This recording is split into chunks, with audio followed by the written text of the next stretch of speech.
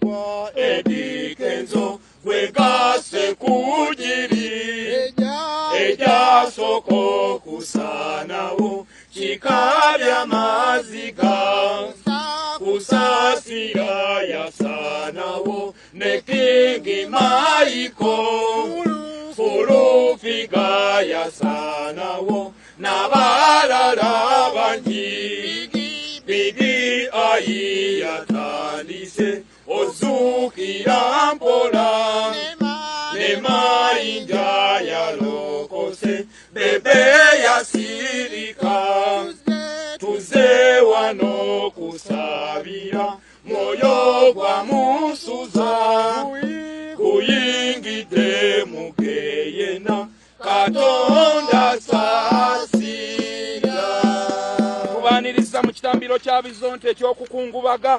Leero tubadde tusobola butavaayo ng'omwoyo gwa Eddie Kenzo bambi gugwerayo mu Geyena oyi fe Bizonte ebina Mukama bye yasindika gye muli nga tuli batukuvu oluvannyuma lw'otuyiwako amafuta ag'enjawulo ne tubeera batukuvu nga bwe mutulaba. Kale ne leero tuutuno mwenna abafuuna abalamu nammwe abakyatambula eyo naye nga mwafa. Saabazonto tutwale mu maaso n'ekitambiro. Saabazonto ekitambiro kya leero kya nnaku naye katutandike n'ebirango nga bulijjo. Saabazonto and CCTV cameras basangibwa Nansana be bannanye ebya sola tuzeeko Mukasa Rosias agenda okukiikirira Lubaga South ne Kawali Abubeka agenda mu Lubaga North. tulina mukwano gwaffe Kiza Kerementi ayagala bwa kansala LC3 Mulungu Jeyo omuwala Shamimu Malende lawyer wa People Power kafuuke umanye MP mu Kampala wakati. ebirango biwedde Mutusonyiwe ebibadde bingiko. kakati Eddie Kenzo Edirisa Musuuza wulira ebigambo bino kubanga byonna bibyo osobola okuba omutuufu era olina endowooza yo naye Uganda yatabuka mu butuufu yatabuka. Bizonto Saabazonto Uganda erina enjuyi bbiri kyokka zonna nzibu kuliko eya gavumenti n'ey'opposition emu egamba mbw'erina silent majority kyokka silent majority tevaayo nga bakuyuza. kakati sayidi zino ebbiri zombi zakwegendereza. emu erina obuyinza bw'eraba ogiri bubi ng'ekutwala ekireka eyo gibuuze kiweewa. kati sayidi endala yo terina buyinza naye abantu baayo munnange bakambwe kati zombi nzibu era zakwegendereza. obaako gy'otayagala gikyayire muli kubeera bw'osirika tolina kyovaako. mulaba bebekulu ye yakoleeza omuliro kati yasirika dda azifu taliiwo. bano bavuma oba ani yabasomesa ate tebazikiza paka ng'olokose tebakukaka kubawaana naye tebaagala kubalumba naffe tetubawagira naye okubatya tubatya. Bizonto Saabazonto kati Eddie Kenzo oyingidde emiguwa katukusabire owangule naye olinnye y'amagye oba lwakuba tobaddeewo nga tomanyi biri wano baavumye Big Eye ne bavuma mayinja. kati gwoddako weetegeke baleeta. fenga bizonto byo tetulina kisingaawo okujjako okukulabula nti bano tebasaaga kanutandike mu butongole okutegekera olugendo lwo. bwetugwa byonna tubireka bwetugwa tugenda feka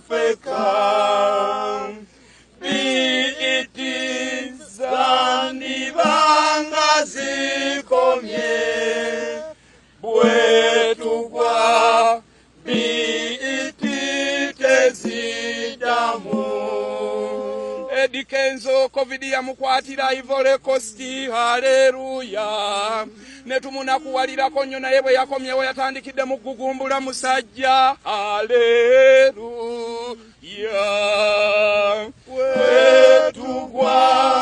bwetugwa byonna tubireka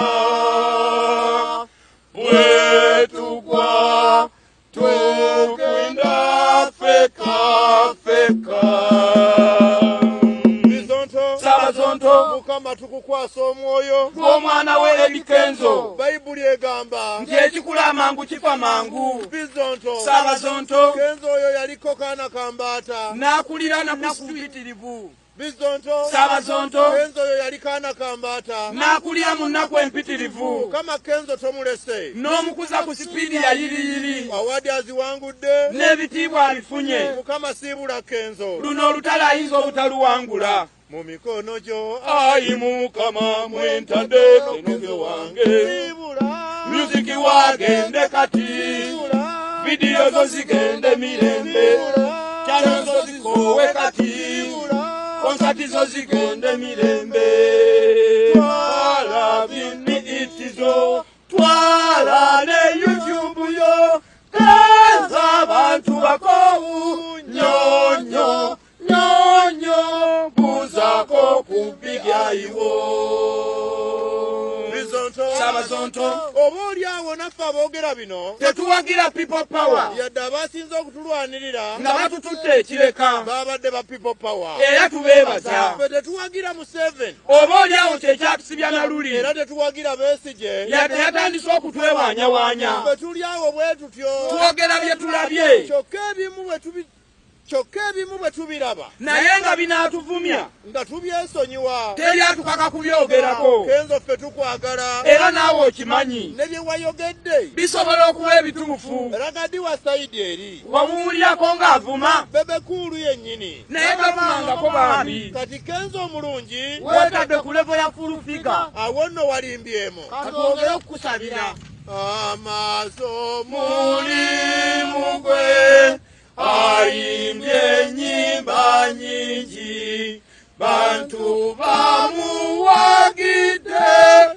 leero bamukyukidde kitaffe tuwayo gy'oli Eddie Kenzo yandibwa ensonga ya Eddie Kenzo ebadde yakibwatukira katufune ku byafaayo bye basebo ne bannyabo musiriikirireko olw'obufunda bw'obudde katuyite mu bufunze ebyo bye byafaayo bya Kenzo afuuse ensonga leero Eddie Kenzo Ediriisa Musuuza yazaalibwa 25 Desemba 1989 mwana azaalwa ye Masaka era yasoma Kalwera yakulira ku sitiriiti kwe kweyita akaana kambaata era yatandika okuyimba mu 2008 oluyimba lwe olwasooka yalutuuma ya nnimba teyaluyimba yekka yayimba ne Miki Wayini oyo ye muto wa Bobi Wine gwakugumbudde leero abaaliwo bagamba nti n'oluyimba olwo lwennyini Bobi Wine ono ye yaluteeka mu ssente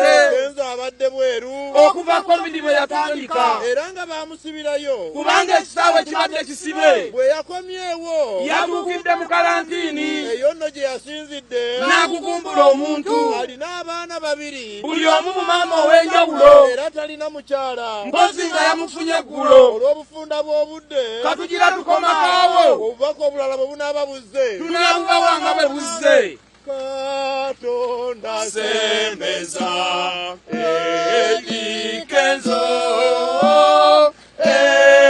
emberera bika etabuse bantu banyivu nnyo bagamba mbuyalya Kenzo tubulire oba walya kyokka bw'oba walya weeyogere ogambe mundeke ndyekumane era naffe wano wetuliye zaffe bajja kutuvuma tukimanyi mwena mukimanyi teri muntu ayinza kugoba biliyoni ensobi eyiwamu kumala kuzirya novayo novuma mulujjudde Eddie Kenzo gy'oli gye tujja Omukama Katonda akutukuumire